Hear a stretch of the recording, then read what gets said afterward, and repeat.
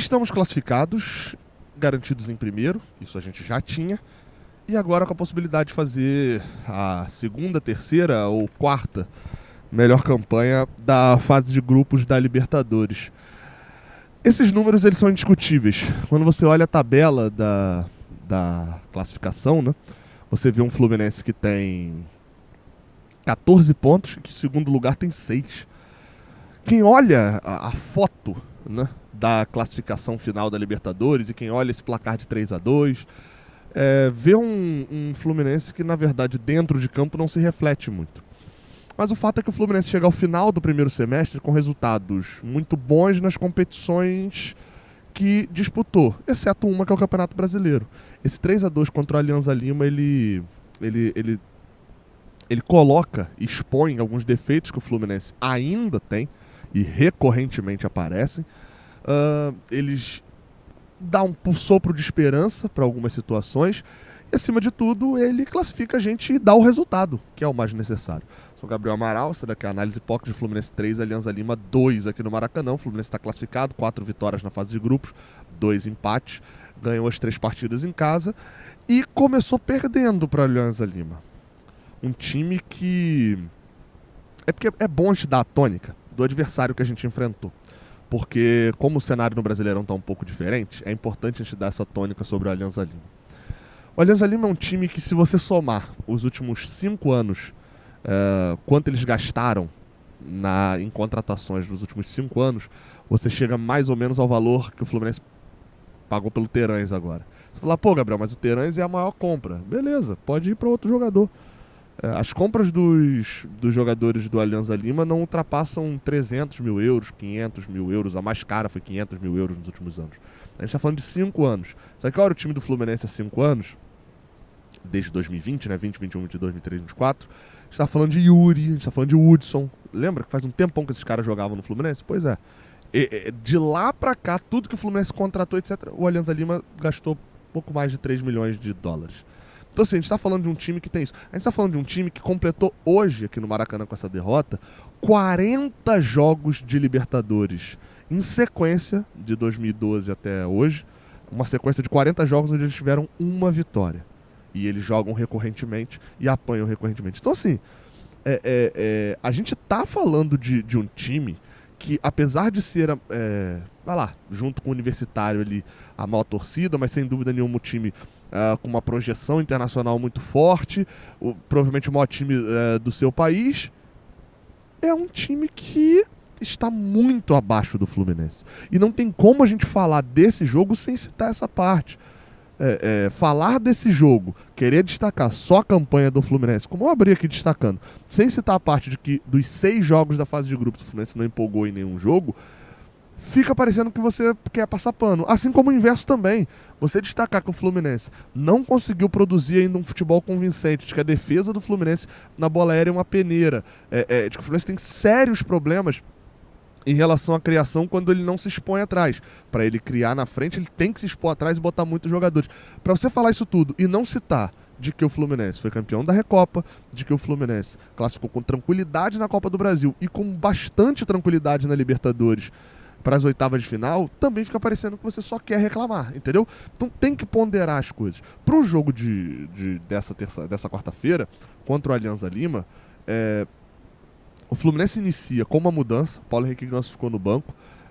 Confesso que eu não entendi exatamente ali a escolha. Não sei se ele foi só poupar. Acho que foi poupado, né? Mas não tinha sequência de jogos. Enfim, talvez o Diniz tivesse ali alguma questão do treino, né? Para poder poupar o jogador. Mas o Fluminense vem jogando uma vez só por semana. Vai jogar no sábado e depois já tem data FIFA. O Ganso ficou de fora e o Diniz fez um teste. O John Kennedy, que vinha sendo a segunda opção até no banco, atrás do Cauã Elias, virou titular. E além disso, ele escalou o Guga pela direita. Então ele coloca 4 atacantes. Algo que, se você observar com calma, com o Marquinhos na lateral, ele já vinha tendo 4 atacantes. E o Ganso pisando na área às vezes também, mesmo quando ele tinha um lateral normal, o Ganso pisava na área para ser esse segundo centroavante. Só que ele coloca alguém de ofício, que é o John Kennedy. O Fluminense começa o jogo e individualmente o primeiro tempo do Fluminense é uma tragédia. Individualmente é uma tragédia. Você vai lá, vou dar uma elogiada aqui no Martinelli, no Lima, O Fábio não apareceu. Mas assim, eu praticamente não falo o nome de Germancano. Keno e John Kennedy, quando aparecem pra errar no primeiro tempo. Impressionante. O Alexander também errando muito. A quantidade de erros, tanto de deixando espaço para o Alianza Lima, quanto com a bola no pé no primeiro tempo de Felipe Melo e Marcelo, também é muito alta. O Fluminense, individualmente, com a bola no pé no primeiro tempo, ele tem muitos erros. Parecia um time, de início parecia um time meio desleixado e tal, que já tá classificado e tal, a hora que eu atacar, aí toma um gol, que eu vou pontuar já essa questão do gol, principalmente quando eu falar no final do jogo, um gol de bola aérea na cabeçada do jogador da equipe peruana. E aí quando quer jogar, fica nervoso, porque não conseguia furar o bloqueio. Eles botaram ali de 5, como eles botaram em todos os jogos da Libertadores. Todos os jogos entravam com 3 zagueiros, mudaram só o Ramos pelo Garcês, que é uma troca ali de zagueiros. Todos os jogos eles tinham isso e confiaram muito, especialmente na trinca de volantes, para sair com velocidade, e no Serna, que era um homem de velocidade da equipe do Alianza Lima. Inclusive o Serna saiu cara a cara numa com o Fábio, que o Fábio teve que salvar. Então assim, esse é o primeiro ponto. O Fluminense no primeiro tempo foi uma equipe nervosa quando quis jogar. E teve chance de cabeça do Keno, numa bola na trave, mas ainda assim criou muito pouco para aquilo que poderia ter feito. Quando vem o segundo tempo, o Diniz já volta com 3 mudanças. Ele já volta com o Ganso, ele volta com o Marquinhos na lateral direita. Acho que são as 2 mudanças mais cruciais. E ele volta com o Marlon no lugar do Felipe Melo, que fazia uma partida ruim e já tinha cartão amarelo. A melhora do Fluminense passa muito pelo Marquinhos e pelo Ganso. E não é só pelo fato do Marquinhos, porque o Guga estava mal. Não, é porque o Marquinhos é um atacante. O Marquinhos dá profundidade do lado direito aqui, tendo o Ganso para fazer a aproximação, que o Alexander, cobrindo a lateral esquerda do Marcelo, e o Guga não iam ter. E a jogada do gol de empate do Fluminense com 1 minuto e meio sai disso, de uma jogada aqui pelo lado direito, com a inversão do Marquinhos lá pra ponta, lá na esquerda a jogada do cruzamento do Marcelo, e o próprio Marquinhos na área dando um golpe de karatê ali pro goleiro espalmar, e o Keno fazendo rebote. Inclusive o segundo tempo do Keno segue a mesma coisa, extremamente apagado, mas com esse gol marcado. E aí beleza, um empate, a torcida incendeia, o Fluminense vai vir pra virada. Só que aí, de novo, o Fluminense toma um gol. E nesse gol especialmente, fica que a análise pocket normalmente eu já faço um pouquinho de cabeça mais fria. Eu tô gravando hoje no Maracanã especialmente, mas consegui ver o replay algumas vezes. Fiquem olhando o replay desse gol, o gol do Serna, né? Do 2-1 do Alianza Lima. Fiquem olhando o Marlon. O Marlon tá perdido. Óbvio, isso tem muito a ver com o ritmo de jogo também, tá? Mas assim, o Marlon, o cruzamento vem, o Marlon gira, ele dá uma volta em torno dele mesmo, e só olhando para um lado e para o outro e girando em torno dele mesmo. E aí saiu o gol do Serna sozinho na marca do pênalti para fazer o segundo. Outra desatenção do Fluminense. O Fluminense é um time extremamente desatento. E em bola aérea, que foi o grande drama no final, é um time que parece que é fácil de ludibriar essa marcação mista. Onde alguns marcam homem a homem e outros fazem um trenzinho, né, praticamente, para poder marcar marcar na sequência ali, né, marcar por zona. Foi assim o primeiro gol. O gol que eu falei que ia citar depois. O gol do Alianza Lima, tá uns 11 jogadores do Fluminense da marca do pênalti para trás. O jogador mais ofensivo é o Marcelo, que tá na marca do pênalti. Ele tá vendo o Arregui lá para trás, que tá com a mão na cintura. O Garcês está no segundo pau, tá atrapalhando o Alexander, chamando uma atenção. O Arregui vem correndo e o Marcelo tá parado. Gente, quem que vai subir mais alto? Os dois nem são altos. Acho óbvio que o cara que tá vindo correndo vai subir mais alto. Você tem que marcar o cara. Só que existe, parece que uma proibição, um radar, que não pode sair da área para poder marcar. Óbvio, depois, no segundo tempo, saíram da área para poder marcar escanteio curto. Então isso foi uma coisa que me incomoda extremamente. O Fluminense, e aí com isso, nunca um rebote é do Fluminense. Sempre tem muito espaço para poder finalizar. Teve um gol com o Samuel Xavier contra o Bahia. Contra o Bahia tem um gol muito claro disso. Um golaço, acho que do Cauli. Escanteia batida, a bola bate, rebate, vai lá do outro lado. E aí na hora que o Cauli domina fora da área, o Samuel Xavier tá dentro da área. Ele demora a chegar para encurtar o espaço, o Cauli corta e bate no ângulo. A gente já viu isso algumas vezes acontecendo. Contra-ataque de escanteio, quantas vezes a gente vê acontecendo? Essa marcação na defesa não está funcionando, a forma como é. Só que esse é um dos balizadores, parece, do Fernando Diniz. Ele não muda essa parte. Então, é aquela história. Se não vai mudar, que se aperfeiçoe. Porque na reta final do jogo, já ganhando por 3-2, o Alianza Lima teve 2 chances, mas assim, cristalinas com o Fluminense, com os 11 jogadores dentro da área, de fazer gol sozinho. Os 2 caras erraram a cabeçada. Uma foi o Freitas, o outro eu não vi exatamente quem foi, que cabeceou meio que no braço, no joelho. O cara tava na linha da pequena área, sem ninguém marcando, subindo para cabecear de frente pro Fábio. A sorte é que, vou repetir aqui, o time é fraco, o Alianza Lima, e é um time, né, problemático nisso, que não chega no nosso nível.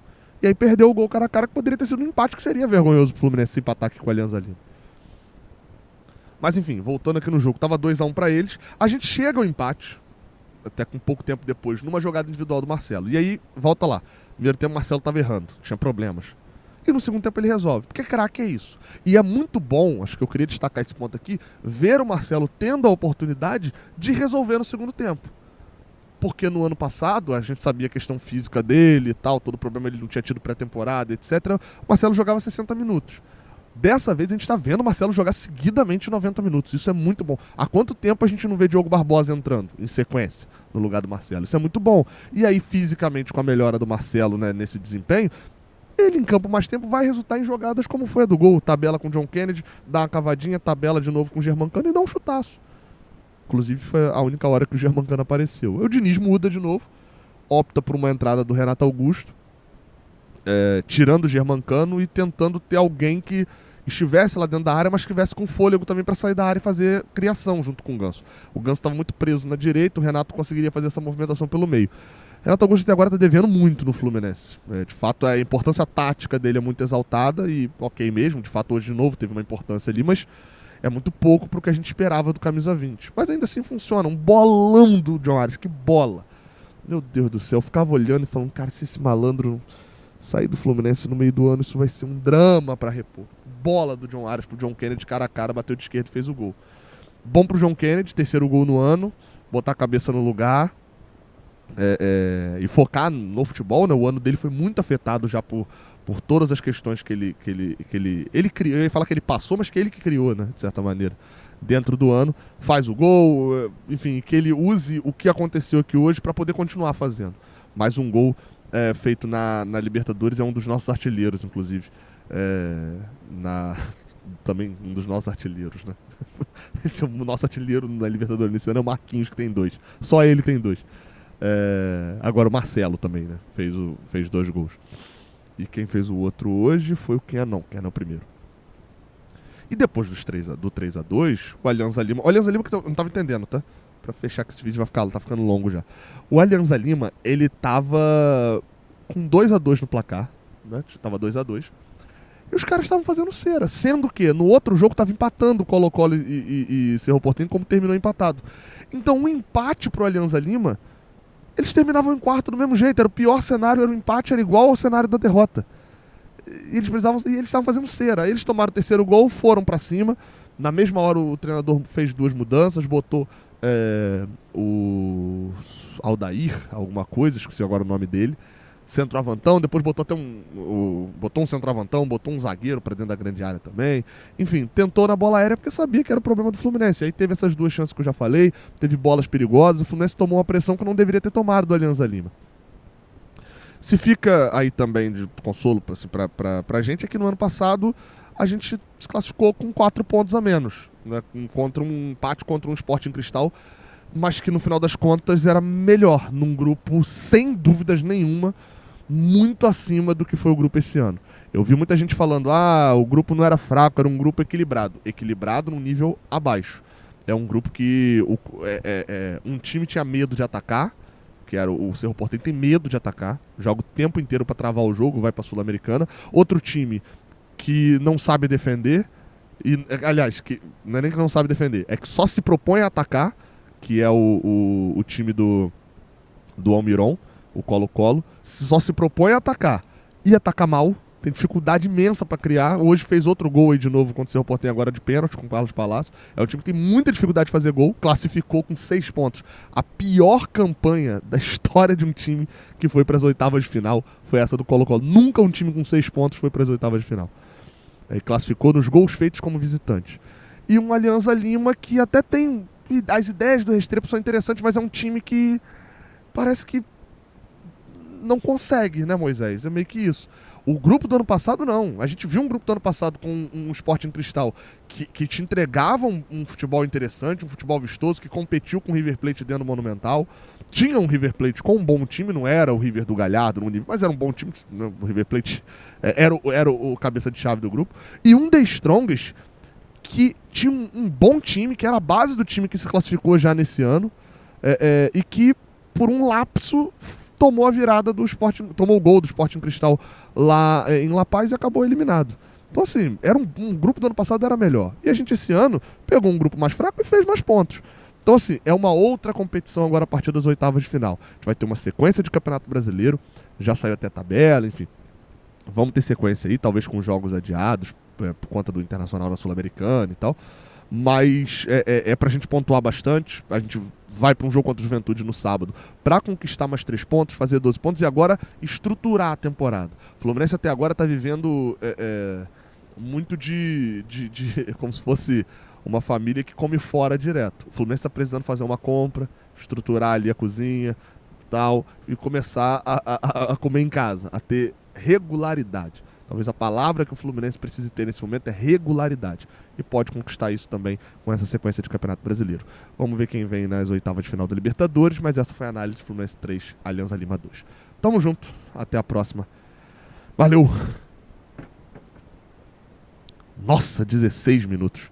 Isso, né? Aí já deixou de ser pocket, hein?